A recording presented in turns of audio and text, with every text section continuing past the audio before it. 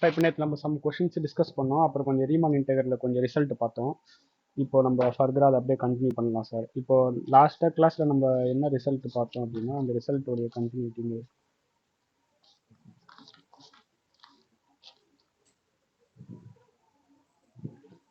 So இப்போ உங்களுக்கு அந்த ரிசல்ட்டோடைய கண்டினியூட்டி பார்க்கறதுக்கு முன்னாடி நம்ம லாஸ்ட் டிஆர்பியில் இந்த ரீமான் இன்டெகிரல் இருந்து கேட்ட கொஷின் ஒன்று நான் இன்னைக்கு சால்வ் பண்ணேன்.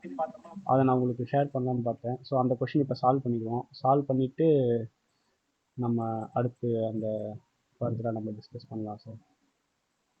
ஸோ அதில் இருக்கிற கொஷின் ஓகே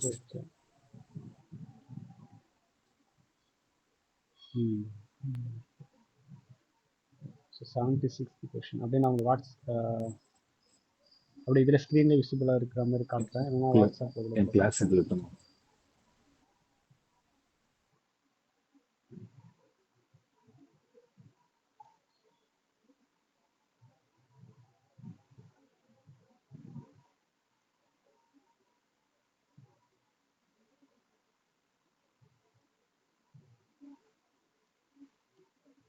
ஸோ இதான் சார் கொஸ்டின். இது உங்களுக்கு லாஸ்ட்டாக யூஜிடிஆர்பி எழுதின question.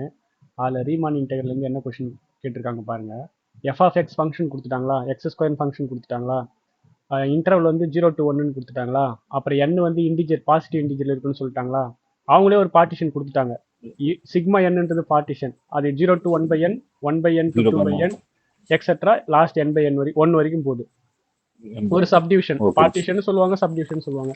Subdivision of 0,1 then the value of limit விட்டுருங்க. ஃபர்ஸ்ட் லோயர் சம்மு எஃப்ன்ற ஃபங்க்ஷனுக்கு சிக்மான்ற பார்ட்டிஷனுக்கு நம்ம கண்டுபிடிப்போம். அதுக்கப்புறம் லிமிட் அப்ளை பண்ணி என்ன ஆன்சர்னு பார்ப்போம். பார்த்தீங்களா, இந்த மாதிரி இந்த கொஷின் வந்து டைரக்ட் கொஷின். கோல்டு புக்கில் இருக்கிற பின்னாடி எக்ஸசைஸ் புக்கில் இருக்கிற கொஷின் எடுத்து அப்படியே டைரக்டாக கேட்டிருக்காங்க. சரி, இது இப்போ சால்வ் பண்ணுறீங்களா?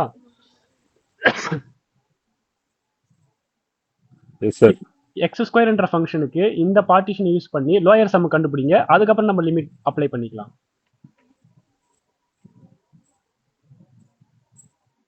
ஃபர்ஸ்ட் எப்படி ஆரம்பிக்கணும் அப்படியே கொஞ்சம் சால்வ் பண்ணி அப்படியே கொஞ்சம் சொல்லுங்க. எப்படி போட்டீங்க, எப்படி என்ன பண்ணலாம்னு சொல்லுங்க சார்.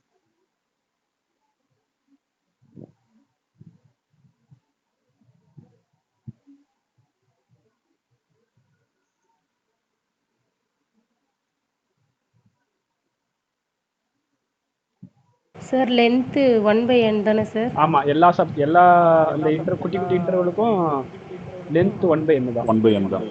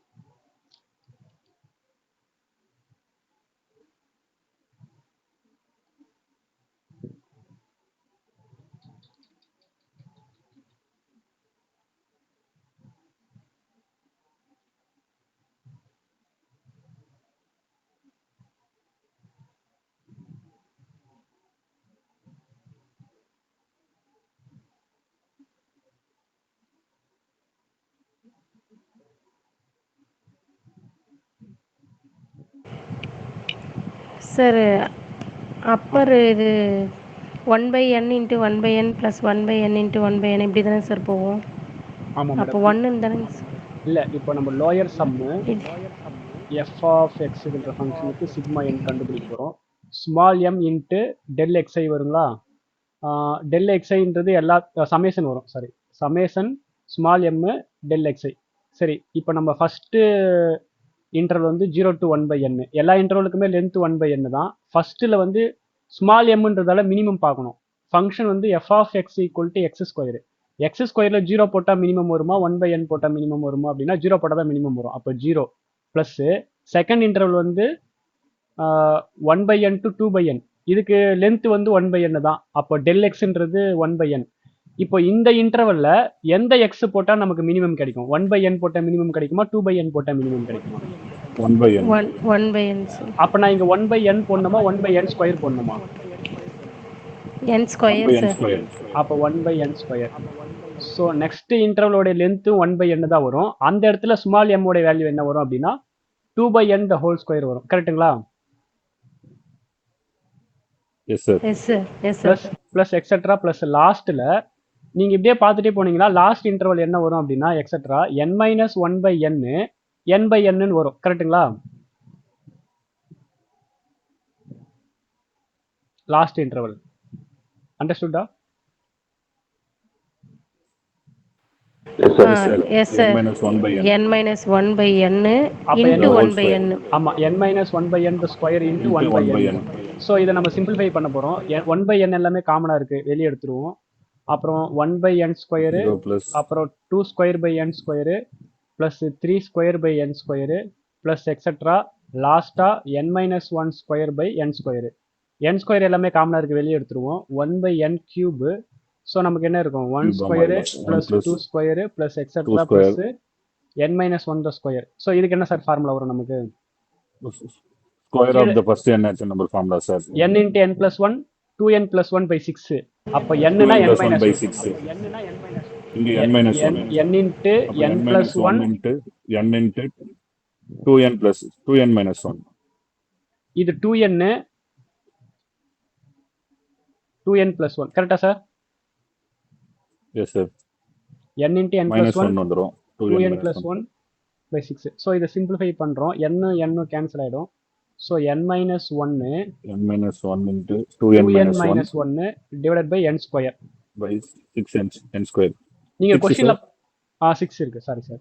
ஸோ கொஸ்டின்ல பாத்தீங்கன்னா உங்களுக்கு லோயர் சம்மு கேட்கல, அதுக்கு பதிலாக limit n tends to infinity lower sum கேட்டாங்க. பாத்தீங்களா? ஆமாங்க sir. Limit n tends to infinity தான் கொடுத்தாங்க. Limit n tends to infinity போட்டுருங்க இங்கேயும். ஸோ இங்க மேல 2 n இருக்கு, அப்போ ஒரு 2 n n ஸ்கொயர் கீழே கேன்சல் ஆக வாய்ப்பு இருக்கு. அப்ப என்ன பண்ணுங்க, நீங்க n வெளியே எடுத்துருங்க.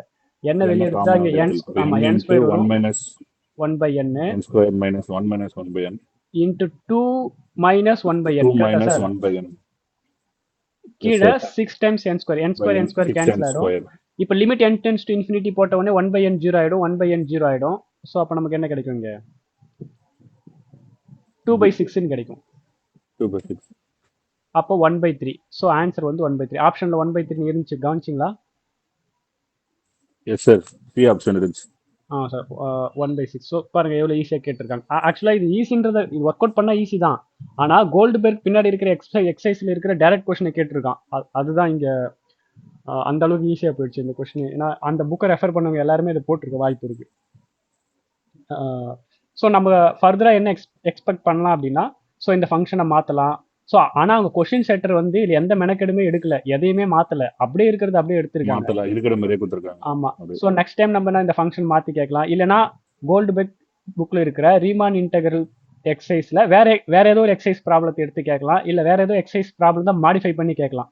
ஸோ அந்த மாதிரி கேட்டால் நமக்கு ஈஸியாக ஒரு வித்தின் 30 செகண்ட் ஆர் வித்தின் 1 மினிட்ல இந்த கொஸ்டின் அட்டன் பண்ணி நம்ம போயிடலாம். அதிகபட்சம் இல்லைனா அதை விட குறைஞ்ச டைம்ல நம்ம அட்டன் பண்ணலாம். ஓகேங்களா? ஓகேங்க சார். இதுல இப்போ அப்பர் கண்டுபிடிச்சோன்னு வச்சுக்கோங்க sir, 1/n square 1/n square தானே சார் போகும் எல்லாமே. இப்போ நம்ம அப்பர் சம் கண்டுபிடிக்கலாமா? இப்போ நம்ம அதே கொஸ்டினுக்கு அப்பர் சம் கண்டுபிடிக்க போறோம். So upper sum of the function f with respect to the subdivision sigma n equal to summation of capital M into del x. First இன்டர்வல்ல கேபிட்டல் M வந்து சுப்ரீமம். 0க்கும் 1/n-க்கும் எதை போட்டால் சுப்ரீமம் வரும்னா 1/n போட்டால் தான் சுப்ரீமம் வரும். அப்போ 1/n square times 1/n plus 2/n square times 1/n plus etcetera last interval நமக்கு என்ன தெரியுமா வரும்? n-1/n to n/n. இதில் எது போட்டால் சுப்ரீமம் வரும்னா n/n போட்டால் தான் சுப்ரீமம் வரும். ஸோ அதனால n/n square times 1/n. So இப்போ நம்ம 1/n எல்லாம் வெளியே எடுத்துருவோம், n ஸ்கொயரையும் சேர்த்து வெளியே எடுத்துருவோம். அப்போ n கியூப் வந்துடும். ஸோ அப்போ இங்கே 1 square 2 square plus etcetera plus n ஸ்கொயரே வந்துடும். கரெக்டாக தானே சார்? Yes sir. ஸோ இப்போ அப்புறம் n into n plus 1 into 2n plus 1 by n 6 அந்த into ஃபார்முலா யூஸ் n பண்ணுங்க. into n plus 1 n plus 1 2n plus 1 into by 2n 6 plus 1 by 6 n cube. So இங்கே நியூமரேட்டரில் into n n cube cube. வந்துடும், 1 plus 1 by n வந்துடும், 2 plus 1 by n வந்துடும். கரெக்டான sir? Then yes sir 6n cube divided by 6n cube. Cancel. So n அப்பயும் cube நமக்கு n cube cancel. அப்பயும் நமக்கு 1/3 தான் வருது. So 2 by 6 1 by 3. ஆக்சுவலாக லிமிட் லோயர் இதுவும் ஆமாம் லிமிட் கேட்டிருந்தாங்கன்னா லிமிட் கேட்கல அப்படின்னா நீங்கள் இங்கேயே ஸ்டாப் பண்ணிடணும். ஐ மீன் இங்கே கூட இங்கே கூட ஸ்டாப் பண்ணலாம். அந்த 1/n வந்து 0 ஆகாது லிமிட் கேட்காம விட்டுட்டா. சார் நேற்று ப்ராப்பர்ட்டி நடத்துனீங்கல்ல, ஆமாங்க சார். இந்த இன்டெகிரல் ரீமாண்டலோட வேல்யூ ஆங்கிள் ஈக்குவலா இருக்கும் அப்படின்னு சொல்லி ஒரு பாயிண்ட் கொடுத்துருந்தீங்களே, ஆமாங்க சார். அது இதுக்கு அப்ளிகபிள் ஆகுமா சார்? இதுக்கு வரும் இது வந்து அப்போ இப்போ வந்து நம்ம வந்து அப்பர் சம்மும் லோயர் சம்மும் ஈக்குவலா இருக்கு. லோயர் சம் வேல்யூ ஈக்குவலா இருக்கு. ஆமா இது ஆமா. ஆக்சுவலா நான் உங்களுக்கு ஒரு ரிசல்ட் நேற்று சொன்னானு தெரியல. எஃப் வந்து கண்டினியூஸா இருந்தா ஆட்டோமேட்டிக்கா எஃப் ரீமால் இன்டெகிரல்னு ஒரு ரிசல்ட் சொன்னா சார். எஃப் வந்து கண்டினியூஸா இருந்தாவே எஃப் ரீமால் இன்டெகிரலா மாறிடும் அப்படின்னு சொல்லணும் ரிசல்ட். எது சொல்லல, நம்ம क्वेश्चनல பார்த்தோம்னு நினைக்கிறேன். क्वेश्चनல தான் பார்த்தோம்னு நினைக்கிறேன். Okay. f is continued at the x0 அப்படினா ஆமா. இப்போ நம்ம அந்த ப்ராப்பர்ட்டி படி இது வந்து அப்பர் சம்மு லோயர் சம்மு வந்து இது வந்து ஆல் பாசிபிள் பார்ட்டிஷனை கொடுத்துரும் n டென்ஸ் டு இன்ஃபினிட்டி போகும்போது. அதனால நமக்கு அப்பர் இன்டெகிரலும் லோயர் இன்டெகிரலும் ஈக்குவலாக வரும். அதனால இந்த இடத்துல நம்ம வந்து அந்த ப்ராப்பர்ட்டி யூஸ் பண்ணி கூட ரீமான் இன்டெகிரபிள்னு சொல்லலாம். ஆனால் எக்ஸ் ஸ்கொயர் ஃபங்க்ஷன் பொறுத்த வரைக்கும் continuous function. F of X equal to X square வந்து கண்டினியூஸ் ஃபங்க்ஷன். ஏன்னா அது ஒரு polynomial. Every polynomial is continuous function. நீங்க ஃபங்க்ஷன் வந்து கண்டினியூஸ்ன்னு தெரிஞ்சாவே அது ஆட்டோமேட்டிக்கா ரீமான் இன்டெகிரபிளா மாறிடும். நீங்க மற்ற அப்பர் சம்மோ லோயர் சம்மோ ஈக்குவலா இருக்கான்னு நீங்க வந்து வெரிஃபை பண்ண தேவையில்லை. நான் சொல்றது புரியுதா சார்? எந்த ஒரு ஃபங்க்ஷன் கண்டினியூஸா இருந்தாவே அது ஆட்டோமேட்டிக்கா ரீமான் இன்டெகிரபிளா மாறிடும். ஓகேங்களா சார்? அப்ப இது இன்டெகிரல் ரீமான் இன்டெகிரல் வச்சு கூட போட்டுக்கலாமா? லிமிட் பாயிண்ட் 0 to 1 ன்னு போட்டு ஃபங்க்ஷன் x ஸ்கொயர் கொடுத்துட்டதுனால அப்ப upper limit minus lower limit போட்டு அப்படியே ஃபைண்ட் அவுட் பண்ணிக்கலாம். அப்படியே ஃபைண்ட் அவுட் பண்ணிக்கலாம். ஆனா இதுல என்ன பிரச்சனை அப்படின்னா, lower sum with respect to some partition கொடுக்குறாங்கல்ல, இந்த பார்ட்டிஷன் வந்து இந்த பார்ட்டிஷன் வந்து n டென்ஸ் டு இன்ஃபினிட்டி போனதால அந்த பார்ட்டிஷன் வந்து ரொம்ப ஃபைனர் சின்னதா ஆயிடுச்சு. அதனால நமக்கு இந்த இடத்துல இன்டெகிரல் வேல்யூவும் அந்த லோயர் சம் வேல்யூவும் அப்பர் சம் வேல்யூ ஈக்குவலா இருக்கு. சம்டைம்ஸ் அவங்க இந்த பார்ட்டிஷனுக்கு பதிலா வேற ஏதோ பார்ட்டிஷன் கொடுத்துருந்தாங்க அப்படின்னா நமக்கு ஈக்குவலா போகாம கூட வாய்ப்பு இருக்கு. ஐ மீன் அந்த நீங்க 0 to 1 எக்ஸ் ஸ்கொயர் டிஎக்ஸ் கண்டுபிடிக்கும் போது வர ஆன்சருக்கு கோயின்சைட் ஆகாம கூட போக வாய்ப்பு இருக்கு. நான் சொல்றது புரியுதுங்களா? அது பார்ட்டிஷனை பொறுத்து தான். இந்த இடத்துல இந்த பார்ட்டிஷன் வந்து n டென்ஸ் டு இன்ஃபினிட்டி போகும்போது அது ரொம்ப குட்டி பார்ட்டிஷனா மாறிடும். அதுக்கு எக்ஸாக்டா இன்டெகிரலுக்கு தேவையான ஏரியாவை அது கரெக்டா கொடுத்துரும். ஃபார் எக்ஸாம்பிள் நான் என்ன சொல்ல வரேன் அப்படின்னா, எக்ஸ் ஸ்கொயர் என்ற ஃபங்க்ஷன் வந்து இப்படி இருக்கும். அது ஒரு பேரபோலா. எக்ஸ் ஸ்கொயர் ஃபங்க்ஷன் இது வந்து 0 இருந்து 1. நமக்கு தேவையான பார்ட்டிஷன் வந்து எப்படி இருந்துச்சு அப்படின்னா 1/n 2/n 3/n etcetera n/n. So இதுதான் நம்ம பார்ட்டிஷன். ஸோ இந்த பார்ட்டிஷன்ல நம்ம என்ன பார்த்தோம் அப்படின்னா, n டென்ஸ் டு இன்ஃபினிட்டி போட்டதால நிறைய குட்டி பார்ட்டிஷன் வந்துடும். ஏன்னா n டென்ஸ் டு இன்ஃபினிட்டி போறதால இந்த n ஆமா நிறைய பார்ட்டிஷன் வந்ததால நமக்கு இன்டெகிரல் வேல்யூவும் அந்த upper sum lower some value coincide ஆயிடும். ஆனா இவங்க பார்ட்டிஷன் வந்து இந்த மாதிரி கொடுக்காம வேற மாதிரி கொடுத்துருந்தாங்க அப்படின்னா நமக்கு ஈக்குவலா வராது. அதனால நீங்க எப்பயுமே அந்த ஷார்ட்கட் மெத்தடை நீங்க போடக்கூடாது. நீங்க எப்பயுமே நம்ம அந்த மேனுவலா போட்டு தான் போடணும். ஓகேங்க சார். Okay sir. இப்போ நம்ம அடுத்த ப்ராப்பர்ட்டி ஒன்று இருக்கிறது பார்ப்போம்.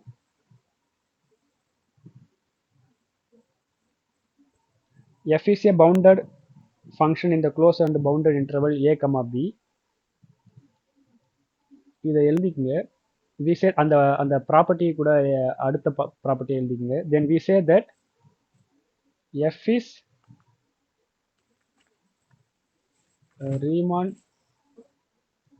integrable on a, b if integral lower integral a to b f is same as upper integral a to b. இதை வந்து நம்ம ஜென்ரலா ஏ டு பி எஃப்னே சொல்லிக்கலாம். இது ரெண்டும் ஈக்குவலாக இருக்கிற பட்சத்தில் அந்த பார் போட தேவையில்ல, ஏ டு பின்னே சொல்லிக்கலாம். ஸோ இங்கே என்ன சொல்கிறாங்க அப்படின்னா ஒரு பவுண்டட் ஃபங்க்ஷன் இருக்கணும். அப்போ இப்போ இதுலேருந்து உங்களுக்கு என்ன தெரியுது அப்படின்னா ரீமால் இன்டெகிரபிலிட்டி பேசணும்னாவே அந்த ஃபங்க்ஷன் ஃபஸ்ட்டு பவுண்டடாக இருக்கணும், கண்டினியூஸாக இருக்கணும் அவசியம் இல்லை, பவுண்டடாக இருந்தால் போதும். பவுண்டடாக இருக்கணும். நமக்கு ரீமான் இன்டெகிரபிலிட்டி பேசணும் அப்படின்னா ஒரு க்ளோஸ்டு இன்டர்வல் இருக்கணும், க்ளோஸ்டு பவுண்டரி இன்டர்வல் இருக்கணும். அப்படி இருந்து அந்த இன்டர்வலில் லோயர் இன்டெகிரலும் அப்பர் இன்டெகிரலும் சேமாக இருந்துச்சுன்னா அது நம்ம ரீமான் இன்டெகிரபிள்னு சொல்லலாம். அந்த கேஸில் அந்த இன்டெகிரலில் ஜஸ்ட் ஏ டு பி எஃப்னு போட்டால் போதும். இதை இப்படி கூட எழுதலாம், A to B F of X டிஎக்ஸ்னு போடலாம், இல்லை சிம்பிளாக ஏ டு பி எஃப்னு போட்டாலும் போடலாம். ஸோ அது ரீமான் இன்டெகிரபிள் ஃபங்க்ஷனுக்கான டெஃபினிஷன் தான் இது, வேற ஒன்றும் இல்லை. ஸோ இது நொட்டேஷன் வந்து இப்படி ரோமன் லெட்டரில் கொஞ்சம் அந்த கர்சிவ் ரைட்டிங்கில் ஆர் போட்டு ஏ டு பி போட்டாங்க அப்படின்னா இது வந்து set of all function F which is Riemann integrable. அதாவது இந்த ஏ டு பின்ற இன்டர்வலில் எந்தெந்த ஃபங்க்ஷன்லாம் ரீமான் இன்டெகிரபிள் ஃபங்க்ஷனாக இருக்கோ அது எல்லாத்தையும் தூக்கி ஒரு செட்டில் போட்டால் அந்த செட்டுக்கு ஒரு பேர் வச்சா நம்ம எப்படி வைப்போம் அப்படின்னா இந்த R of A comma B, அதுதான் R of A comma B. அப்படின்னா அதுக்குள்ளே வந்து எல்லா ரீமான் இன்டெகிரபிள் ஃபங்க்ஷனுமே இருக்கும். இன் பர்டிகுலர் இதில் கண்டினியூஸ் ஃபங்க்ஷனுமே இருக்கும். ஏன் அப்படின்னா கண்டினியூஸ் ஃபங்க்ஷன் ஆட்டோமேட்டிக்காக ரீமான் இன்டெகிரபிள் ஃபங்க்ஷனாக மாறிடும். ஸோ அடுத்த property let the last point the set of all function equal to ஆமா இது set of all function f which is Riemann integrable. Okay.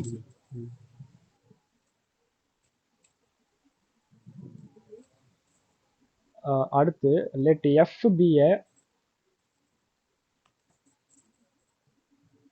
bounded function on the closed bounded interval a comma b, then f is Riemann integrable அப்படின்னு சொல்றது ஒன்று தான். f belongs to R of a comma b ன்னு சொல்றது ஒன்று தான். if and only if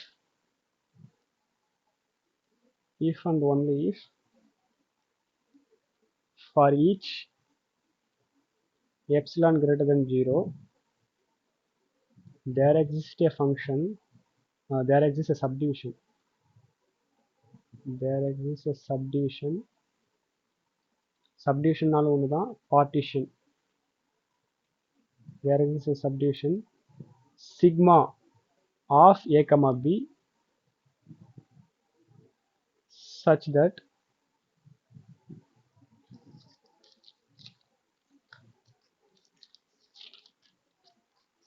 upper sum of the function with respect to the subdivision is less than lower sum of f with respect to the subdivision plus epsilon. So இந்த theorem வந்து என்ன சொல்லுது அப்படின்னா ஒரு ஃபங்க்ஷன் எப்போ Riemann இன்டெகிரபிளாக இருக்கும் அப்படின்றதுக்கான கண்டிஷனை சொல்லுது. ஏன்னா இஃப் அண்ட் ஒன்லி இஃப் இந்த கண்டிஷன் இருந்தால் அது ரீமான் இன்டெகிரபிளாக இருக்கும், ரீமான் இன்டெகிரபிளாக இருந்துச்சுன்னா இந்த கண்டிஷன் சாட்டிஸ்ஃபை ஆகும். ஸோ இது 1 மார்க்கில் வந்து மாற்றி உங்களுக்கு ஆப்ஷனில் மாற்றி கொடுத்து கேட்கலாம், நீங்கள் தெரிஞ்சு வச்சுக்கணும். சரி, ஒரு ஃபங்க்ஷன் எப்போ ரீமான் இன்டெகிரபிளாக இருக்கும், எந்த ஒரு எப்சிலான் சின்னதாக கொடுத்தாலுமே நமக்கு என்ன கிடைக்கணும், ஒரு சப்டிவிஷன் கிடைக்கணும். எந்த மாதிரி அப்படின்னா அந்த சப்டிவிஷனை பொறுத்த வரைக்கும் அப்பர் சம்மு சின்னதாக இருக்கணும், லோயர் சம்மு பெருசாக இருக்கணும், ப்ளஸ் எப்சிலானை கூட்டும் போது. அப்படி இருந்துச்சு அப்படின்னா இந்த எஃப் வந்து ரீமான் இன்டெகிரபிளாக மாறிடும். ஸோ நமக்கு வந்து நேச்சுராகவே அப்பர் சம்மு வந்து பெருசாக இருக்கும் லோயர் சம்மு விட, கரெக்டுங்களா? ஆனால் ஒரு எப்சிலான் எடுக்கும்போதும் ஆமாம் எந்த ஒரு எப்சிலான் கொடுத்தாலும் இந்த லோயர் சம்மு கூட எப்சிலான் ஆட் பண்ணும்போது இது ரிவர்ஸாக மாறிடுச்சு அப்படின்னா அந்த மாதிரி ஒரு நமக்கு சப்டிவிஷன் கிடைச்சிச்சு அப்படின்னா அந்த ஃபங்க்ஷன் வந்து ரீமான் இன்டெகிரல் ஃபங்க்ஷனாக மாறிடும். ஸோ அதுதான் இந்த தியரம் சொல்லுது. இந்த தியரம் வந்து என்ன சொல்லுது அப்படின்னா எந்த ஒரு ஃபங்க்ஷன் கொடுத்தாலும் அது ரீமான் இன்டெகிரபிளாக இருக்கா இல்லையான்னு எப்படி செக் பண்ணுறது அப்படின்னா அதுக்கான டெஃபினிஷன் தான், அதுக்கான ஒரு எப்சிலான் டெஃபினிஷன் தான். எந்த ஒரு எப்சிலான் கொடுத்தாலும் இந்த மாதிரி ஒரு பார்ட்டிஷன் நம்மளால் கண்டுபிடிக்க முடிஞ்சிச்சு அப்படின்னா தேர் எக்ஸிஸ்ட். எந்த ஒரு எப்சிலானுக்கும் இந்த மாதிரி ஒரு பார்ட்டிஷன் எக்ஸிஸ்ட் ஆச்சு அப்படின்னா அது ரீமான் இன்டெகிரபிள். ஸோ இது தெரிஞ்சு வச்சுக்கலாம். ஏன்னா 1 மார்க்கில் இதை வச்சு கூட ஆப்ஷனில் which of the following condition is true for Riemann integrable function அப்படின்னு போட்டு which of the following condition is always true for the Riemann integrable function போட்டு bounded monotone சிங்கிள்டன் கான்ஸ்டன்ட் அந்த மாதிரி கொடுத்துட்டு இதையும் கொடுத்து கூட நமக்கு 1 மார்க் கிரியேட் பண்ணலாம். புரியுதுங்களா சார்? சார் இந்த எப்சிலான் வேல்யூ வந்து அவங்க கொடுப்பாங்களா கொஷின்ல சார்? எப்சிலான் வேல்யூலாம் கொடுக்க முடியாது. அது எந்த ஒரு எப்சிலான் நீங்க எவ்வளவு சின்னதா கொடுத்தாலும் அதுக்கு ஒரு இங்க பார்ட்டிஷன் நம்மளால கிடைக்கணும். அந்த பார்ட்டிஷனை பொறுத்து நம்ம கணக்கு போடும்போது அப்பர் சம் சின்னதா இருக்கணும், லோயர் சம் பெருசா இருக்கணும் வித் எப்சிலான்.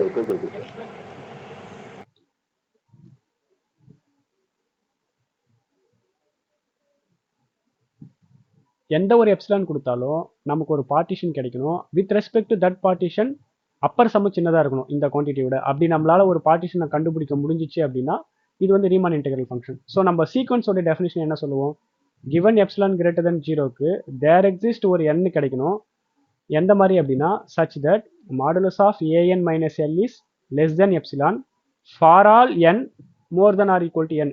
நமக்கு கிடைச்ச எண்ணை தாண்டி எந்த எண்ணை எடுத்தாலும் அது எல்லுக்கு ரொம்ப நெருக்கமாக இருக்கணும். அப்படி அது எந்த எப்சிலான் எடுத்தாலும் ட்ரூவாக இருந்துச்சுன்னா ஏஎன் இஸ் கன்வர்ஜஸ் டு எல்னு சொல்லுவோம்ல. இந்த மாதிரி பார்த்துருக்கீங்களா சீக்வன்ஸ் கன்வர்ஜஸ் டெஃபினிஷன் எப்சிலான் என்ன டெஃபினிஷன் பார்த்துருக்கீங்களா? அப்போ எந்த ஒரு எப்சிலான் கொடுத்தாலும் அப்படி ஒரு எண்ணை நம்மளால கண்டுபிடிக்க முடிஞ்சிச்சுன்னா அந்த சீக்வன்ஸ் வந்து கன்வர்ஜென்ஸ்னு சொல்லுவோம்ல. அதே மாதிரி இங்க எந்த ஒரு எப்சிலான் நம்ம கொடுத்தாலும் அதுக்கேற்ற மாதிரி இங்கே ஒரு பார்ட்டிஷன் கிடைச்சிச்சு அப்படின்னா எந்த மாதிரி இந்த கண்டிஷனை சாட்டிஸ்ஃபை பண்ணுற மாதிரி ஒரு பார்ட்டிஷன் நம்மளால் கண்டுபிடிக்க முடிஞ்சிச்சு அப்படின்னா அது வந்து ரீமான் இன்டெகிரல் ஃபங்க்ஷன் இது டெஃபினிஷன் சொல்லுது. ஓகே, புரியுதுங்களா? அப்போ எப்சிலான்லாம் பர்டிகுலர் வேல்யூலாம் கொடுக்க மாட்டாங்க. ஜஸ்ட் இது நம்ம புரிஞ்சுக்கணும், அவ்வளோதான்.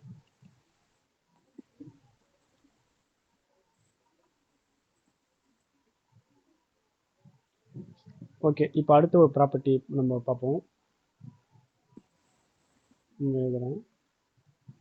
Let f be a bounded function on the closed bounded interval a comma b, then f is Riemann integrable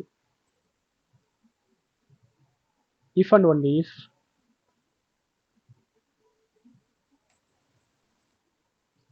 f is continuous almost every point in a comma b. சரி, இப்போ போனதுமே if and one if condition தான் Riemann இன்டெகிரபிளுக்கு. இதுவுமே if and one if condition தான். ஆனால் போனதை விட இது மோர் அப்ளிகபிள், ப்ராக்டிக்கலாக இருக்கும். அது வந்து எப்சிலான் டெஸ்லான் ரொம்ப தேரியா இருக்கும். எப்சிலான் சிக்மாக்கு இது பாருங்க, ஒரு ஃபங்க்ஷன் எப்போ ரீமான் இன்டெகிரபிளாக இருக்கும்? சிம்பிள் தான். எஃப் வந்து ஆல்மோஸ்ட் எல்லா இடத்துலையும் கண்டினியூஸாக இருந்துச்சு அப்படின்னா அது வந்து ரீமான் இன்டெகிரபிள். சரி, இங்கே ஆல்மோஸ்ட்டுக்கு என்ன மீனிங் அப்படின்னா எஃப் கண்டினியூஸ் இல்லாத பாயிண்ட் இருக்குல்ல, E equal to set of all points at which f is discontinuous. அந்த பாயிண்டோட மெஷர் வந்து ஜீரோவா இருக்கணும். அப்படின்னா என்னன்னா f கண்டினியூஸ் என்ற கண்டிஷனை சாட்டிஸ்ஃபை பண்ணாத போற பாயிண்ட்டை கண்டெயின் பண்ணியிருக்கிற செட்டு வந்து ரொம்ப சின்னது, அதனுடைய மெஷர் 0. அதனால ஆல்மோஸ்ட் எவ்ரி பாயிண்ட் கண்டினியூஸ் நம்ம சொல்றோம். ஸோ இப்படி இருந்துச்சுன்னா அது ரீமான் இன்டெகிரபிள். புரியுதா பாருங்க?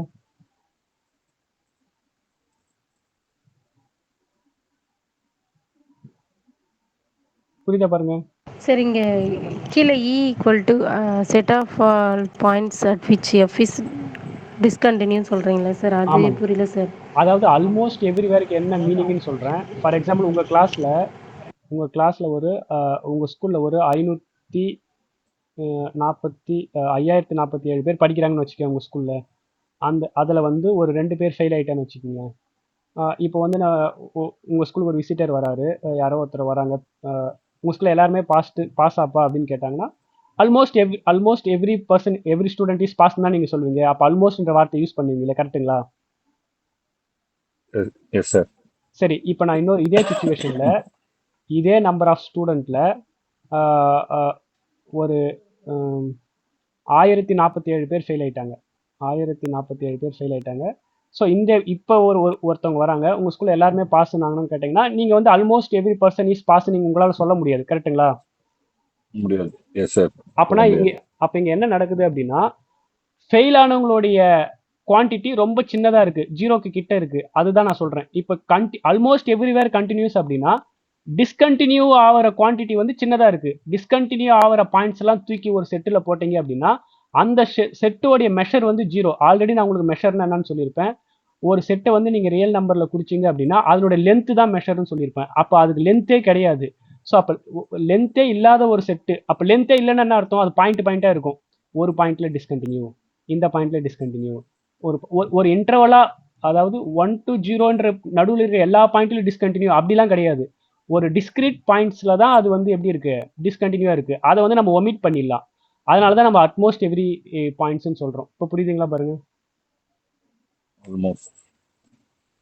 Okay sir. அதுதான் ஆல்மோஸ்ட் எவ்ரி பாயிண்ட்டுக்கான மீனிங். ஆல்மோஸ்ட் எவ்ரி பாயிண்ட் என்னன்னா நமக்கு சாட்டிஸ்ஃபை பண்ணாத பாயிண்ட்ஸ் எல்லாத்துக்கும் மெஷர் கண்டுபிடிச்சிங்க அப்படின்னா அதுக்கு வந்து பாசிட்டிவ் மெஷர் வராது, ஜீரோ மெஷர் தான் வரும்.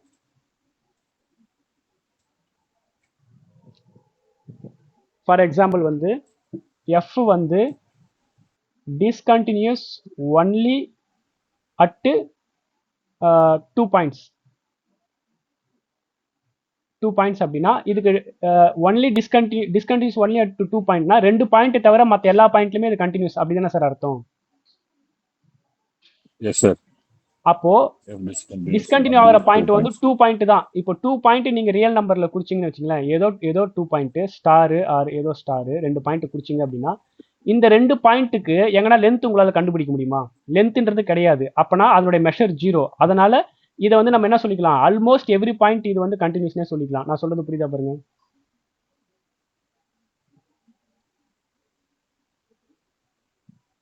புரியுதா பாருங்க? Yes sir. Okay sir. So அடுத்த எக்ஸாம்பிள் சொல்றேன். சின்ன 2 பாயிண்ட்ஸ் மட்டும் சார், அந்த 2 பாயிண்ட் வந்து சப்போஸ் நம்ம டிஸ்டன்ஸ் அதிகமாக எடுக்கும்போது லென்த் வரும் தானே சார்? பக்கத்தில் எடுத்தால் தான் சார் கம்மி. இப்போ லென்த் வராது. நான் இப்போ இன்னொரு எக்ஸாம்பிள் சொல்லும் போது உங்களுக்கு புரியும் பாருங்க. F is discontinues on 2/3, 1 union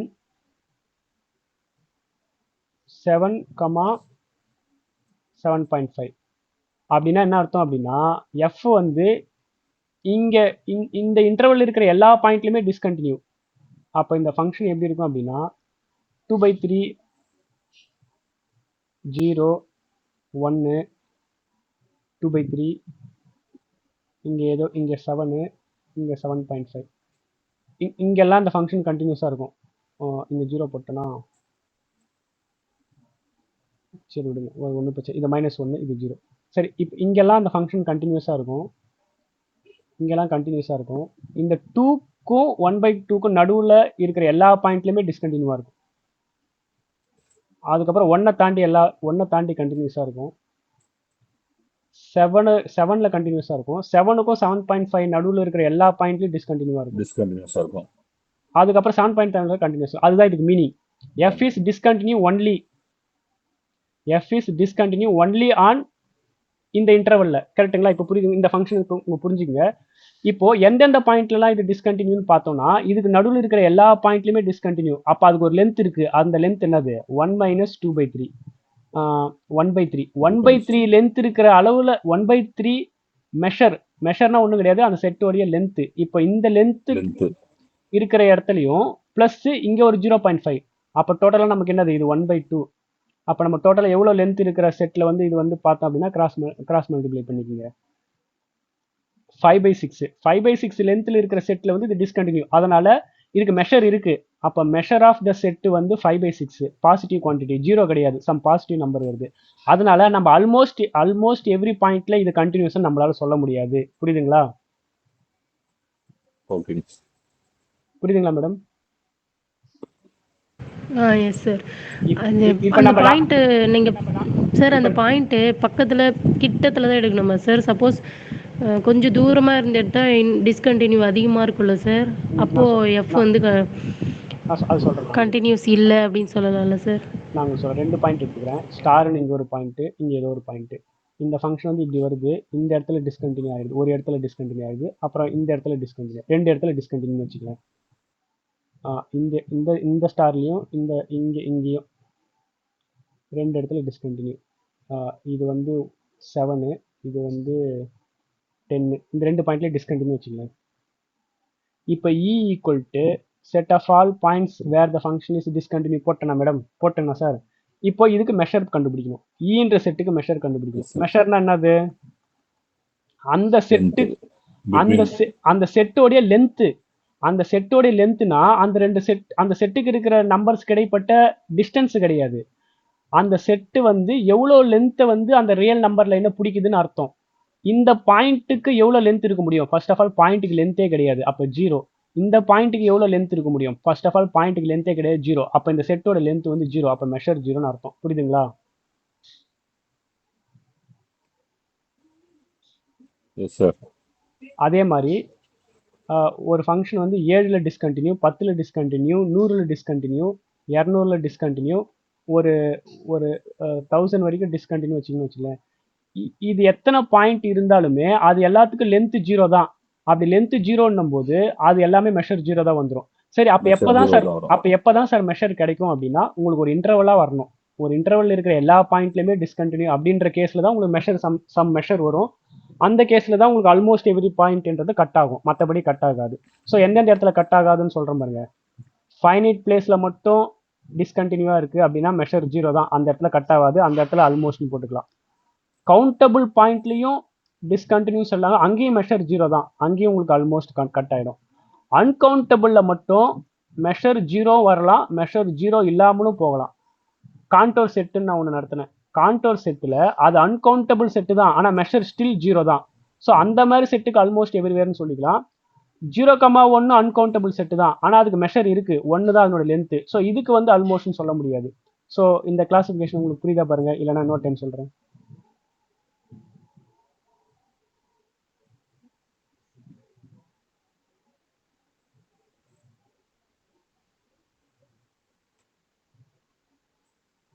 okay sir. Okay, நீங்கள் புரிஞ்சுக்க ட்ரை பண்ணுங்கள், இல்லைனா நம்ம இன்னொரு நாள் கூட அதை டிஸ்கஸ் பண்ணுவோம். இப்போ இதை நோட் பண்ணிக்கோங்க. ஸோ இதுலேருந்து நம்ம என்ன சொல்ல வரோம் அப்படின்னா, கண்டினியூஸ் ஃபங்க்ஷனாகவே ரீமான் இன்டெகிரபிள். ஏன்னா ஆல்மோஸ்ட் கண்டினியூஸாக இருந்தாவே ரீமான் இன்டெகிரபிள். இப்போ ஃபுல் அண்ட் ஃபுல் கண்டினியூஸாக இருந்தால் ஆட்டோமேட்டிக்காக ரீமான் இன்டெகிரபிள் வந்துடும். கரெக்டுங்களா? Yes sir. சரி, கான்ஸ்டன்ட் ஃபங்க்ஷன் ரீமான் இன்டெகிரபிளா? It is continuous, so it is ஆமா, constant function always continuous. Constant function இல்ல கான்ஸ்டன்ட் ஃபங்க்ஷன் ஆல்வேஸ் கண்டினியூஸ். கண்டினியூஸ்னா ஆல்வேஸ் ரீமான் இன்டெகிரபிள் வந்துரும்.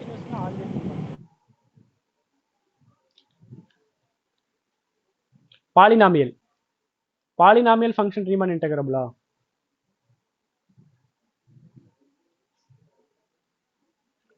பாலினாமியல்னா எது ஒன்றா இருக்கலாம். x² + 1x + 7 இருக்கலாம், இல்லைனா x³ - 200x + 2/7 = 0, எது வேணா இருக்கலாம்.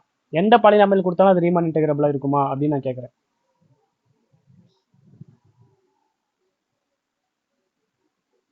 சேம் சார், கண்டினியூஸ் ஆகுது எல்லா பாலினாமியலும், அதனால எல்லாமே ரீமான்.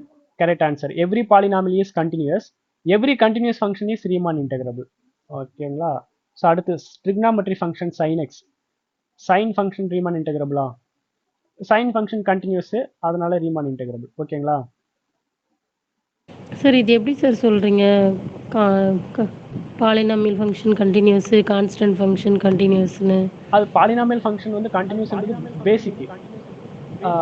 இப்போ எப்படி சைன் ஃபங்க்ஷன் கண்டினியூஸ்ன்றது பேசிக். ஏன்னா சைன் ஃபங்க்ஷன் நம்ம சின்ன கிளாஸ்ல இருந்து படிச்சிருக்கோம். இது π/2, இது π, இது மைனஸ் பை பை டூ, இது மைனஸ் பை அப்படின்னா சைன் ஃபங்க்ஷன் எப்படி இருக்கும்? Sorry, sine 0 0, sine pi by two 1, sine pi 0. So இப்படி போயிட்டு இருக்கும். மைனஸ் 1. ஸோ இதை நம்ம கை கண்டினியூஸாக வரைகிறோமா, கை எடுத்து வரைகிறோமா? Continuous function. கண்டினியூஸ் ஃபங்க்ஷன்னா ஆட்டோமேட்டிக்காக ரீமான் இன்டெகிரல் வந்துடும். ஸோ பாலினாமியல் வந்து அதே மாதிரி நீங்கள் எந்த பாலினாமியல் வரைஞ்சாலும் அது கண்டினியூஸாக தான் இருக்கும். ஏன் அப்படின்னா polynomial of degree 1, for example A X plus B இருக்குன்னு வச்சுங்களேன், எஃப் ஆஃப் எக்ஸ் டிகிரி 1னா அது ஒரு straight line. Polynomial of degree 2 எடுங்களேன், A X square B X plus C. Degree 2னா அது ஒரு பேரபுலா, அது எப்படி வேணா இருக்கலாம், parabola right left open down எப்படி வேணா இருக்கலாம். ஸோ டிகிரி 3 எக்ஸ் கியூப்னா உங்களுக்கு ஃபங்க்ஷன் எப்படி இருக்கும்? இப்படி இருக்கும். ஸோ எல்லா கேஸ்லையுமே உங்களுக்கு எப்படி வரும்? ஒரு கண்டினியூஸ் ஃபங்க்ஷனாக தான் வரும் உங்களுக்கு பாலினாமியல். ஓகேங்களா? Yes. So every part okay sir. அதனால Every function புரியுதுங்க is a சார். continuous. ஆமாம். Continuousனா ரீமான் இன்டெகிரல். அவ்வளவுதான். இப்போ அடுத்த result, if F is continuous on 0,1 prove that. இங்கே ப்ரூஃப் தட்டுன்னு கோல்டு புக்கில் இருக்குது, நீங்கள் அதை ரிசல்ட்டாக மாற்றிங்க, தென்னு போட்டுக்கோங்க. Then limit n tends to infinity 1 by n summation k equal to 1 to n f of k by n equal to integral 0 to 1 f. integral 0 to 1 f ன்னு சொல்கிறது ஒன்று தான், integral 0 to 1 f of x dxன்னு சொல்கிறது F ஒன்று of தான். x dx. So அப்போ இது ஒரு ரிசல்ட்டு. இந்த ரிசல்ட்டு கூட நம்ம நெக்ஸ்ட் டைமில் 1 மார்க்கில் கேட்க வாய்ப்பு இருக்குது. என்ன அப்படின்னா, ஏதோ ஒரு கண்டினியூஸ் ஃபங்க்ஷன் இருக்குன்னு வச்சுக்கோங்களேன், அந்த கண்டினியூஸ் ஃபங்க்ஷனுக்கு இன்டெகிரல் கண்டுபிடிக்கிறது ஒன்று தான், இந்த லிமிட் கண்டுபிடிக்கிறது ஒன்று தான். 1 by n போட்டுக்கணும், அப்புறம் k by n போட்டுக்கணும். அந்த ஃபங்க்ஷனுக்குள்ளே எல்லாத்தையும் சம் பண்ணணும். அப்படி சம் பண்ணால் என்ன ஆன்சர் வருதோ அந்த ஆன்சர் தான் அந்த இன்டெகிரலுடைய ஆன்சர். ஸோ அதனால தான் அந்த நமக்கு லாஸ்ட்டாக கண்டுபிடிச்சோம்ல எஃப் சிக்மா என், அதுக்கு 1/3 வருது, இன்டெகிரலுக்கும் 1/3 வருது. அது இந்த ரிசல்ட் மூலியமா தான். ஓகேங்களா சார்? ஓகேங்க சார். Yes sir.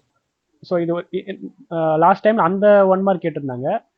இப்போ இந்த டைம் வந்து இதை கூட கேட்கலாம், இந்த 1 மார்க்கை கூட கீழே கொடுத்துட்டு எந்த ஃபார்முலா ட்ரூ அப்படின்னு கூட கேட்கலாம். மாற்றி இங்கே n ஸ்கொயர் போடலாம், இங்கே கேக்கு பதிலாக 2k போடலாம். ஸோ சம்திங் அந்த மாதிரி கூட கேட்கலாம். ஸோ இந்த ஃபார்முலா நீங்கள் நோட் பண்ணி வச்சுக்கோங்க.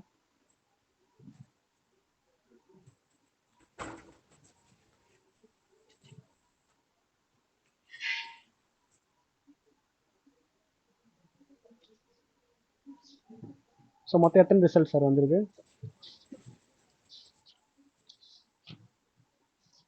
1 2 3 4 4 வந்துருக்கு சார். இல்லை சார், லாஸ்ட் கிளாஸ் எல்லாம் நடந்துச்சு.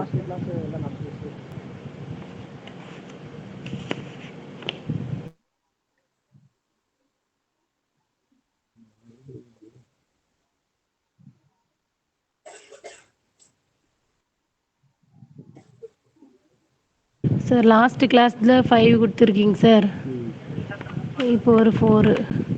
சரிங்க மேடம். இப்போ கோல்ட்பர்க் புக்கில் ஒரு எக்ஸசைஸ் கொடுத்துருக்காங்க, அது பார்ப்போம். The characteristic function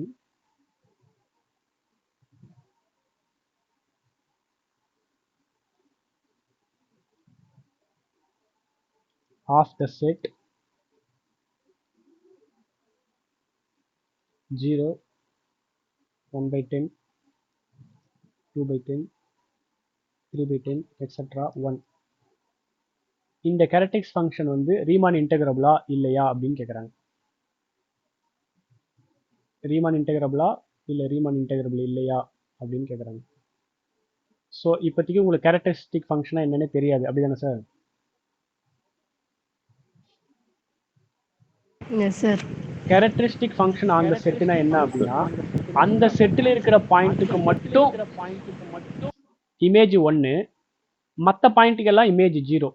அதாவது எஃப் ஆஃப் 0 1, ஆனால் எஃப் ஆஃப் இதுக்கு வேற ஏதோ பாயிண்ட் எடுங்களேன், எஃப் ஆஃப் 7 அப்படின்னு பார்த்தீங்கன்னா 0. 7 கிடையாது, இந்த பாயிண்ட்ஸை தவிர்த்து நீங்கள் எந்த பாயிண்ட் எடுத்தாலும் அதுக்கு இமேஜ் 0 தான். அப்போது F of 1/10, F of 2/10, F of 3/10 எல்லா பாயிண்ட்டுக்கும் எஃப் ஆஃப் 1 இது எல்லாத்துக்கும் 0. மற்ற point other points F of X equal to 0 for other points for X not equal to X does not belongs to the set. இந்த செட்டில் 0 1/10 2/10 extra 1. So characteristic function கொடுத்துட்டாங்களா. இப்போ அவங்க என்ன கேட்குறாங்க, ரீமான் இன்டெகிரபிளா இல்லையான்னு கேட்குறாங்களா. இங்கே A to B கேட்குறாங்களா, அதில் 0 to 1 மட்டும் கேட்குறாங்க. 0 to 1 இது ரீமான் இன்டெகிரபிளா இல்லையான்னு கேட்குறாங்க. சரி, இது நீங்கள் எப்படி ஒர்க் அவுட் பண்ணுவீங்க, எப்படி ஆன்சர் பண்ணுவீங்க? சார் ஃபங்க்ஷன் புரிஞ்சிச்சா, எப்படி ஃபங்க்ஷன் ஒர்க் ஆகுதுன்னு? கேரக்டிக் ஃபங்க்ஷன் சார் அந்த அது அது மறுபடியும் சொல்லுங்க சார். இப்போ இதுல இருக்கிற பாயிண்ட் இல்லாம இருந்துச்சுன்னா இமேஜ் 0, அது 0. இதுல இருக்கிற Image வந்து பாயிண்ட் 0. இருந்தா மட்டும் என்ன Image சொல்லணும் 1 சார்? 1. 1. இப்போ இது 0 1/10 2/10 3/10 எக்ஸட்ரா 1. இந்த பாயிண்ட்டுக்கு மட்டும் இமேஜ் 1, இந்த பாயிண்ட்டுக்கு மட்டும் இமேஜ் 1, இந்த பாயிண்ட்டுக்கு மட்டும் இமேஜ் 1. ஸோ இமேஜ் 1 இமேஜ் 1, மற்ற பாயிண்ட்டுக்கு எல்லாமே இமேஜ் 0. ஸோ அப்போ இது ரீமான் இன்டெகிரபிளா இல்லையா? அதனோட பாயிண்ட் எல்லாத்துக்குமே அது இருக்குல்ல சார், அப்போ ரீமான் தானே சார்? ஆமாம். எந்த ரிசல்ட் யூஸ் பண்ணி நம்ம சொல்கிறோம் அப்படின்னா, அப்பர் சம்மு லோயர் சம்லாம் நம்ம கண்டுபிடிக்க தேவையில்லை. இது வந்து continuous function except finite number of points. இந்த பாயிண்ட்டில் மட்டும்தான் கண்டினியூட்டி கட் ஆகுது. ஸோ கண்டினியூஸாக வரைய முடியுது, அப்புறம் 1க்கு போயிடுது. மறுபடியும் 0லேருந்து கண்டினியூஸாக வரைய முடியுது, அப்புறம் 1க்கு ஜம்ப் ஆயிடுது. ஸோ இது கண்டினியூஸாக போகுது எக்ஸப்ட் ஒரு லெவல் பாயிண்ட்ஸு. அந்த பாயிண்ட்ஸை தவிர்த்து மற்ற எல்லாமே கண்டினியூஸ் ஆகுது. ஸோ இந்த லெவல் பாயிண்ட்டுக்கு லென்த்லாம் எதுவுமே கிடையாது, எல்லாமே டிஸ்கிரீட் பாயிண்ட் தான். அப்போ மெஷர் 0, அப்போ ஆல்மோஸ்ட் கண்டினியூஸ்னு சொல்லலாம், ஆல்மோஸ்ட் எவ்ரி பாயிண்ட் கண்டினியூஸ்னு சொல்லலாம். அந்த ரிசல்ட் யூஸ் பண்ணிட்டு அந்த ரிசல்ட் படி F is Riemann integrable over 0 to 1 நம்ம முடிவு பண்ணிடலாம். புரியுதா பாருங்க?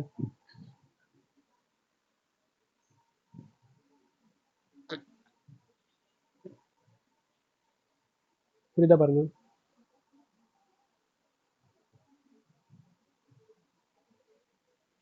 புரியுதுங்களா?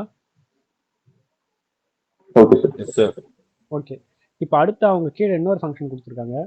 F of X equal to sine 1/x for 0 X less than or equal to 1. F of 0க்கு 7. இந்த ஃபங்க்ஷன் ரீமான் இன்டெகிரபிளா அப்படின்னு கேட்குறாங்க. whether this function is whether f belongs to Riemann integrable 0 to 1 or f does not Riemann integrable 0 to 1. இதில் எது ட்ரூன்னு கேட்குறாங்க. f.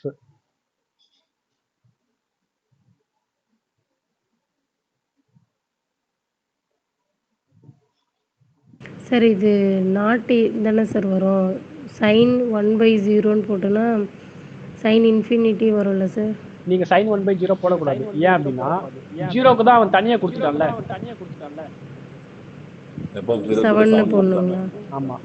அதாவது நீங்கள் sign 1/0 எப்போ வரும்?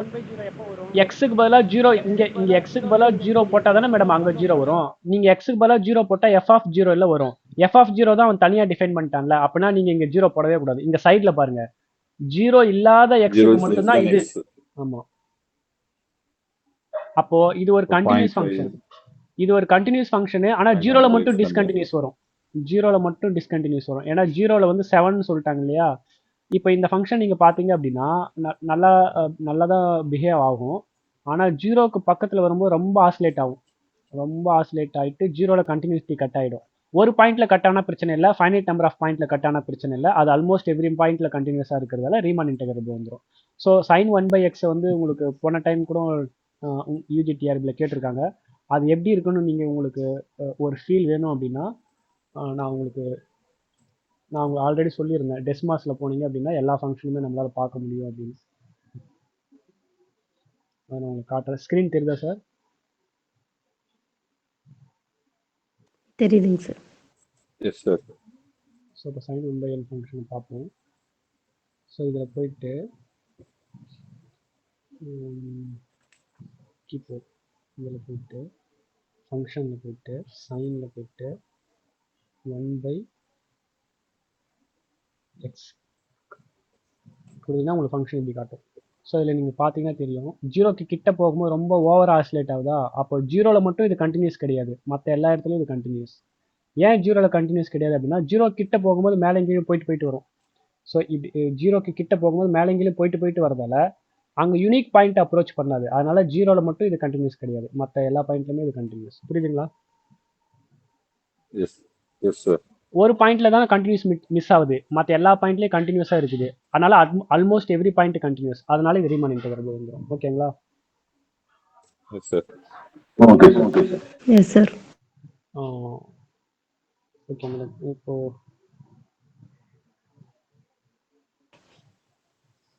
இன்னும் கொஞ்சம் இருக்கு சார். இந்த f(0) எதுக்காக சார் அது கொடுத்துக்கிறாங்க? அது சும்மா கன்ஃபியூஷன் பண்றதுக்கு. அது நானா எடுக்கல, கோல்ட்பெர்க் புக்லயே அப்படிதான் கொடுத்துருக்காங்க. சரி, இப்போ அடுத்து வந்து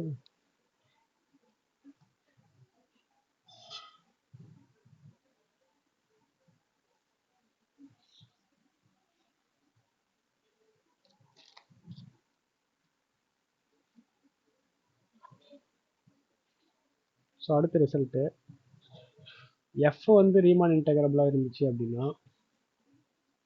ஆட்டோமேட்டிக்கா மாடுலஸ் ஆஃப் எஃப் ரீமான் இன்டெகிரபிளா தான் இருக்கும். அது மட்டும் இல்லாமல் modulus of integral A to B F is always less than or equal to integral of the modulus. So இது ஒரு ரிசல்ட், இது நோட் பண்ணி வச்சுக்கோங்க.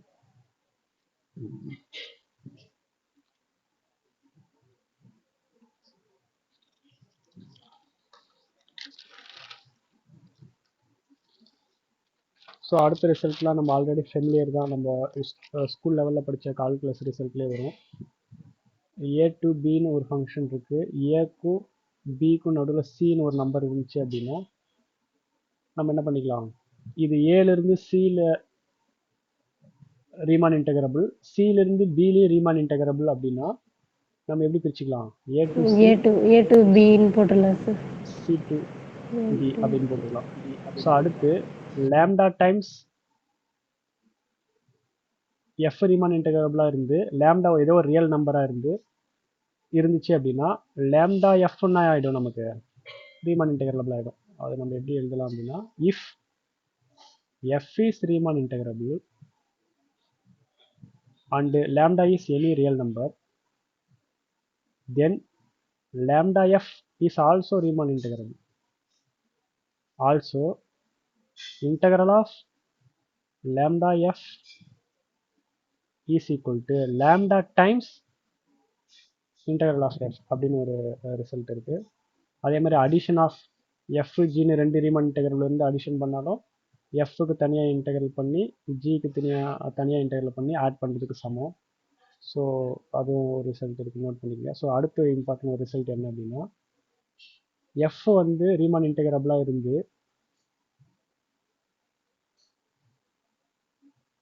அண்டு எஃப் ஆஃப் எக்ஸ் வந்து பாசிட்டிவாக இருந்து ஆல்மோஸ்ட்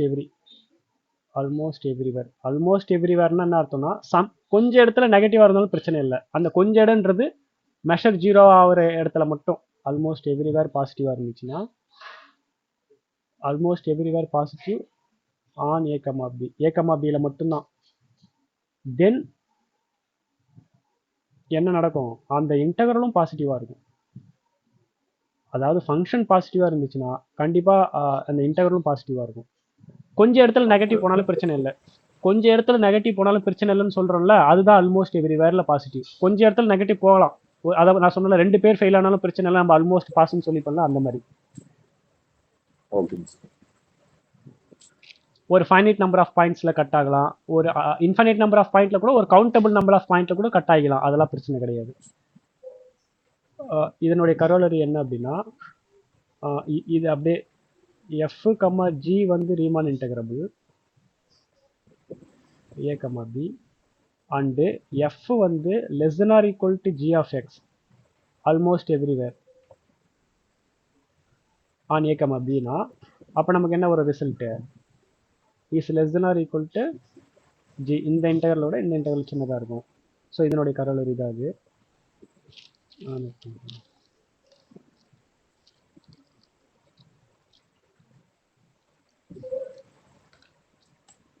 சரி, இந்த F of N less than or equal to இது என்ன சார் புரியல? f of x is less than or equal to g of x almost G of X. everywhere on a comma b.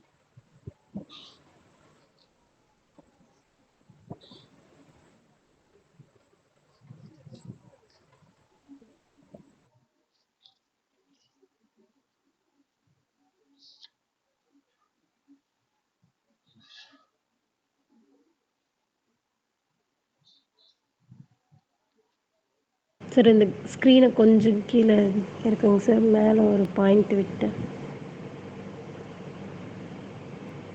போதும் madam, இன்னும் கொஞ்சம் மேலே போகணும். போதுங்க sir.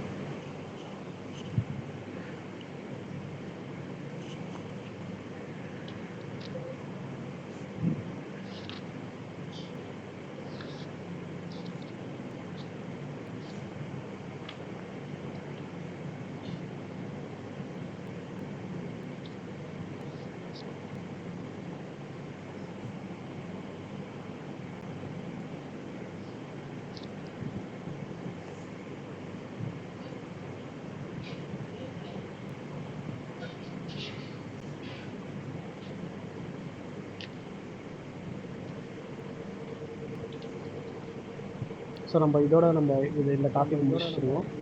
மீதி இருக்கிற கொஷின் எல்லாமே நம்ம டெஸ்ட் கொஷினில் கேட்டுக்கலாம். இப்போது அடுத்த டாபிக் வந்து கண்டினியூட்டி அண்ட் டிஃபரன்ஷியபிலிட்டி பார்க்க போகிறோம். Continuity and differentiability of real valued function.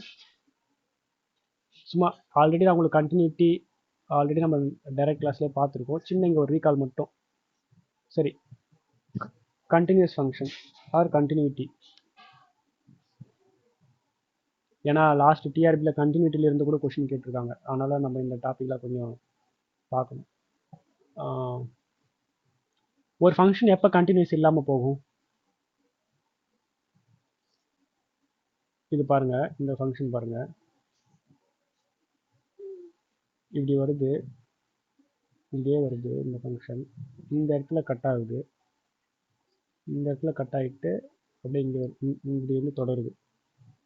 So இது 1 2 இது 3 இது 4 இது 5ன்னு வச்சுக்கோங்க. இப்போ இந்த 5ன்ற பாயிண்டில் இது கண்டினியூட்டி மிஸ் ஆகுது. ஏன் அப்படின்னா 5க்கு லெஃப்ட்டில் இந்த ஃபங்க்ஷன் வந்து இங்கே 6ன்னு வச்சுக்கோங்க. 5க்கு லெஃப்ட்டில் போகும்போது அந்த ஃபங்க்ஷன் வேல்யூ வந்து 6க்கு நேராக போகுது. ஆனால் 5க்கு ரைட்டில் வரும்போது இந்த பாயிண்ட் வந்து ஒரு 4ன்னு வச்சுக்கோங்க. 5க்கு ரைட் ஹேண்ட் சைடில் வரும்போது இந்த ஃபங்க்ஷன் வேல்யூ வந்து 4க்கு போகுது. ஆனால் லெஃப்ட் ஹேண்ட் சைடு லிமிட் வந்து இது 6 ஆகுது, ரைட் ஹேண்ட் சைடு லிமிட் வந்து இது 4 ஆகுது. அதனால் இதுக்கு இந்த இடத்துல கண்டினியூட்டி கட் ஆகுது. கரெக்டுங்களா? Yes sir. ஸோ அதனால நம்ம கண்டினியூட்டி செக் பண்ணுறதுக்கு லெஃப்ட் லிமிட் ரைட் லிமிட் பார்க்குறோம். ஸோ இன்னொரு டெஃபினேஷன், இன்னொரு எக்ஸாம்பிள் பார்க்கலாம். இப்போ இப்படி ஒரு ஃபங்க்ஷன் இருக்குது, இப்படி ஒரு ஃபங்க்ஷன் இப்படி வருது. ஸோ இந்த இடத்துல மட்டும் 7ன்ற இடத்துல மட்டும் இங்கே இமேஜ் கிடையாது, கொஞ்சம் மேலே போயிடுது, மறுபடியும் இங்கேயே வந்துடுது. ஸோ இந்த ஃபங்க்ஷன் பார்த்தீங்க அப்படின்னா என்ன கொஞ்சம் தெளிவாக இப்படி வரைஞ்சிக்கலாம். இது 1 இது 2 இது வருது, இந்த பாயிண்டில் கட் ஆகி இப்படி போகுது, இதனோட இமேஜ் மட்டும் இங்கே போகுது. ஸோ இது 3 இது 4, இதுக்கு நேராக இங்கே வந்து 2 இருக்குன்னு வச்சுக்கோங்க.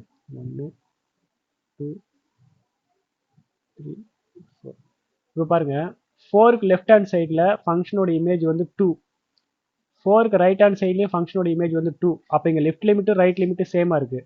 ஆனால் 4ல் வந்து ஃபங்க்ஷன் வேல்யூ வந்து டிஃப்ரெண்ட்டாக இருக்குது. அப்போ லெஃப்ட் லிமிட் ரைட் லிமிட்டை மட்டும் கண்டுபிடிக்கணும். அதுவும் பத்தாது, ஃபங்க்ஷன் வேல்யூவும் சேமாக இருக்கணும். அது மட்டும் டிஃப்ரெண்ட் ஆகி டிஸ்கண்டினியூ ஆக வாய்ப்பு இருக்குது. அப்போ ஒரு ஃபங்க்ஷன் கண்டினியூஸ்னால் நம்ம மூணு செக் பண்ணணும். என்ன அப்படின்னா real valued function f is said to be continuous at a point x equal to a if limit x tends to a, left hand side limit, and limit x tends to A plus right hand side limit exist ஆகணும் first. ஏன் அப்படின்னா நம்ம கிராஃபில் பார்த்தோம்ல, limit x tends to 0 போகும்போது லிமிட்டே first exist ஆகலை அப்படின்னா நம்ம கண்டினியூட்டியாக பேச முடியாது. ஃபஸ்ட்டு லிமிட் எக்ஸிஸ்ட் ஆகணும் அண்டு அதெல்லாம் ஈக்குவலாக இருக்கணும். எக்ஸிஸ்ட் ஆகிட்டு அந்த லெஃப்ட் ஹேண்ட் சைடு லிமிட்டும் ரைட் ஹேண்ட் சைடு லிமிட்டும் ஈக்குவலாக இருக்கணும். யாருக்கு ஈக்குவலாக இருக்கணும் அப்படின்னா எஃப் ஆஃப் ஏக்கு ஈக்குவலாக இருக்கணும். இங்கே பாருங்கள், எஃப் ஆஃப் 4க்கு இங்கே ஈக்குவலாக இல்லாமல் போனதால தான் இந்த இடத்துல டிஸ்கண்டினியூ ஆகிடுச்சு. ஸோ இந்த 3 கண்டிஷனும் இருந்துச்சு அப்படின்னா அந்த ஃபங்க்ஷன் நம்ம கண்டினியூஸ் ஃபங்க்ஷன் சொல்லலாம். புரியுதா பாருங்க?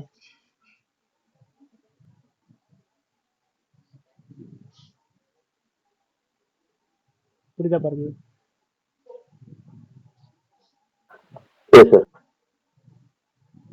கரெக்ட். இதான் டெஃபினிஷன். இதான் கண்டினியூஸ் ஃபங்க்ஷனுக்கான டெஃபினிஷன். சரி, இப்போ உங்களுக்கு இப்படி கொஸ்டின் கேட்குறாங்கன்னு வச்சுக்கோங்க. சார் அது எழுதிட்டுமா? எழுதிடுங்க சார்.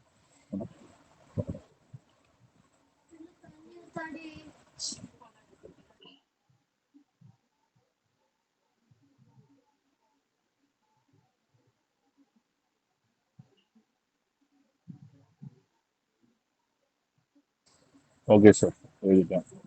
இப்போ ஒரு ஃபங்க்ஷன் டிஃபைன் பண்ணுறேன். F of X equal to 2x + 1 for X is positive. இங்கே வந்து 3x + 1 3x + 7 வச்சுக்கோங்க ஃபார் எக்ஸ் இஸ் நெகட்டிவ். இந்த ஃபங்க்ஷன் வந்து 0ல் கண்டினியூஸா, இங்கே 0 இன்க்ளூட் இல்லை, 0ல் கண்டினியூஸா அப்படின்னு கேட்குறேன். அப்போ நீங்கள் என்ன பண்ணணும்? 0க்கு லெஃப்ட் ஹேண்ட் சைடு லிமிட் எடுக்கணும்.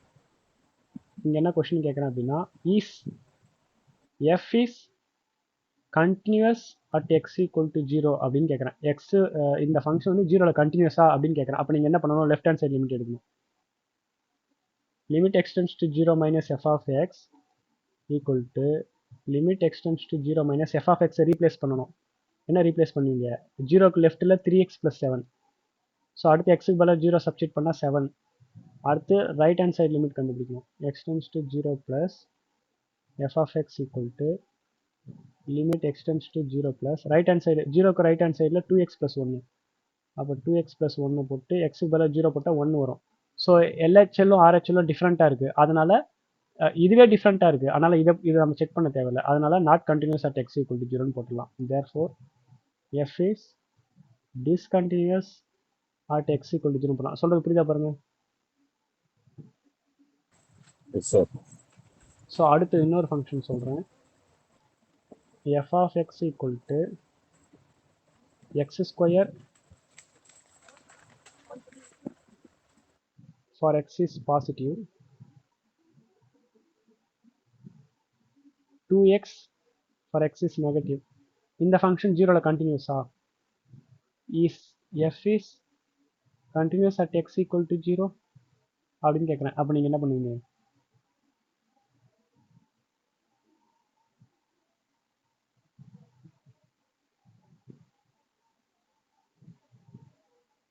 கண்டினியூஸ் தானே sir?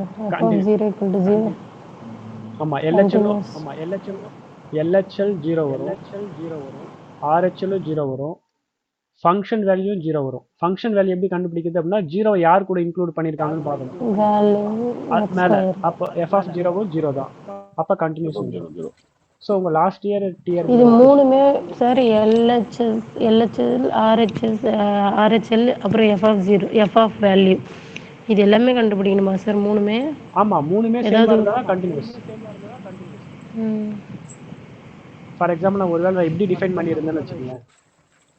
F of X equal to x² for x positive, 7 8 ஏதோ ஒன்று, 8 for x equal to 0, 2x for x less than 0 இப்படி கொடுத்துருந்தோன்னா இது டிஸ்கண்டினியூஸ். புரியுதுங்களா?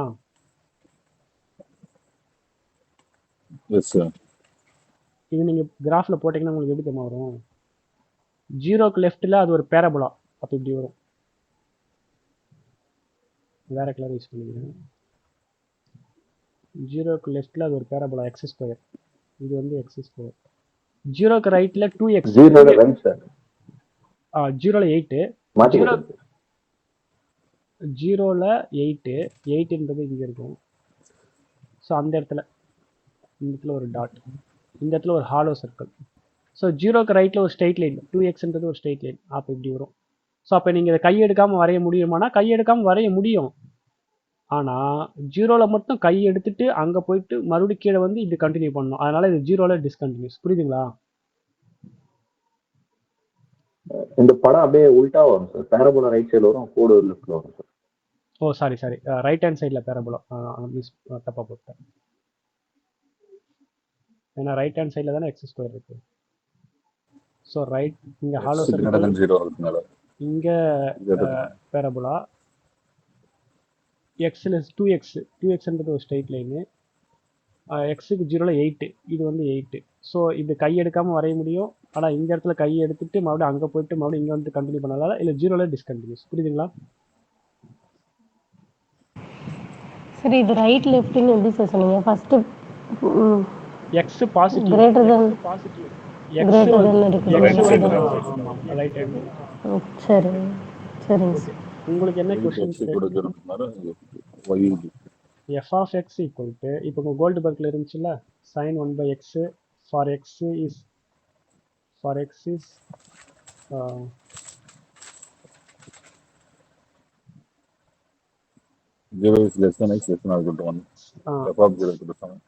இந்த ஃபங்க்ஷன் வந்து 0ல கண்டினியூஸா? இல்லை சார். இல்லை. ஏன் அப்படின்னா 0 இங்கே கண்டினியூஸ் கை எடுக்காமல் வரைய முடியும். ஆனால் 0 கிட்ட வரும்போது இது ரொம்ப ஆசிலேட் ஆகும். அந்த லிமிட் எக்ஸிஸ்ட் ஆகாது. என்ன லிமிட் எக்ஸிஸ்ட் ஆகாது அப்படின்னா limit x tends to 0 plus f of x does not exist.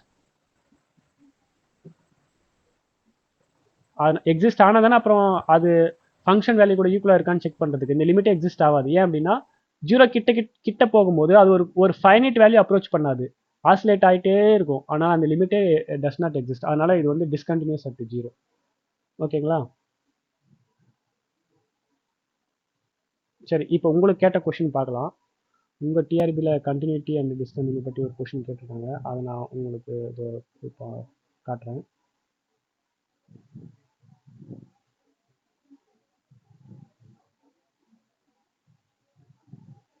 இந்த கொஷின் மட்டும் பார்த்துட்டு கிளாஸ் முடிச்சுக்கலாம். மீதி ரிமைனிங் நாளைக்கு.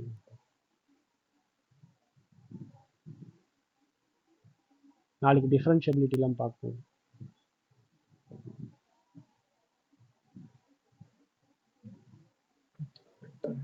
கிளாஸ் 8:30 to 9:30 வைக்க முடியுமா சார்? மாற்றிக்கலாம் சார், மாற்றிக்கலாம். நீங்கள் ஃபீட்பேக் கொடுத்தீங்கன்னா அதுக்கேற்ற மாதிரி மாற்றிக்கலாம். முடிஞ்ச எல்லாருக்கும் ஓகேனா சார் நீங்கள் ஒரு half an hour முன்னாடி. ஆமாம் சார், கண்டிப்பாக சார், கண்டிப்பாக. நீங்கள் உங்களுக்கு எது கன்வீனியன்ட்டாக இருக்கோ அதுக்கேற்ற மாதிரி நீங்கள் டைம் சொன்னீங்கன்னா நம்ம மாற்றிக்கலாம் சார். எல்லாருக்கும் ஓகேனா முடிஞ்சா மாற்றுங்க. Okay sir, okay sir, thank you sir. Okay sir. இப்போ அந்த கொஷின் இந்த ஒரு கொஷின் மட்டும் பார்த்துருவோம் சார்.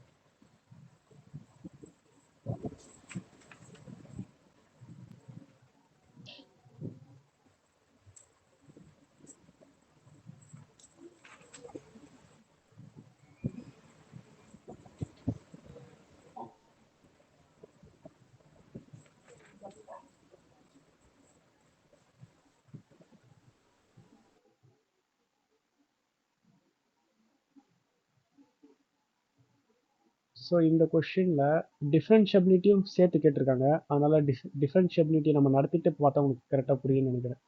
சரிங்க சார், நாளைக்கு நம்ம டிஸ்கஸ் பண்ணிக்குவோம். டிஃப்ரென்ஷியபிலிட்டினா என்னன்னு சொல்லிட்டு அப்புறம் நம்ம நாளைக்கு டிஸ்கஸ் பண்ணிக்குவோம் சார்.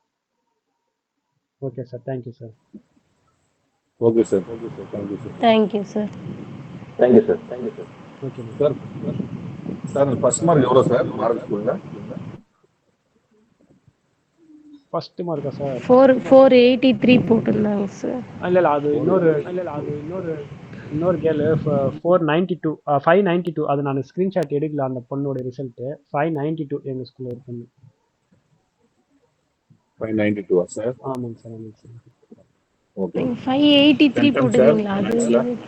அது மேக்ஸில் 14 பேர் சென்டம் சார். 14 பேர் சென்டம். ஆமாங்க சார்.